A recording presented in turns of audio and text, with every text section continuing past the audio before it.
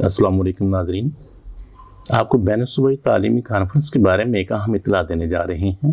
جیسا کہ آپ جانتے ہیں کہ کورونا کی وجہ سے تمام تعلیمی ادارے 15 مارچ سے مسلسل بند ہیں۔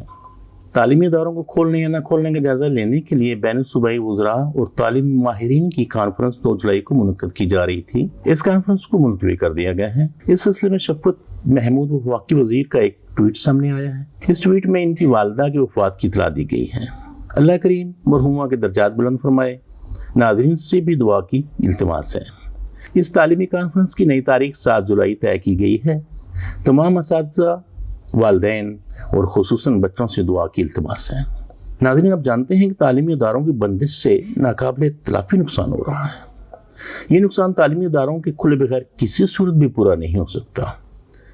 ہم اللہ کریم ہی سے دعا کرتے ہیں کہ وہ ہمارے بچوں کی خاطر ہم پر خاص کرم فرمائے اور ہمیں اس وبا سے نجات دلائے، تاکہ تعلیمی ادارے کھل سکیں اور بچے پہلے کی طرح اپنے سکول آباد کر سکیں۔ ناظرین، آپ سے درخواست ہے کہ ویڈیو کو لائک کر لیں، چینل کو سبسکرائب کر لیں اور بیل آئیکن پر کلک کر دیں تاکہ ہماری ہر آنے والی ویڈیو آپ کو ملتی رہے۔ بہت شکریہ۔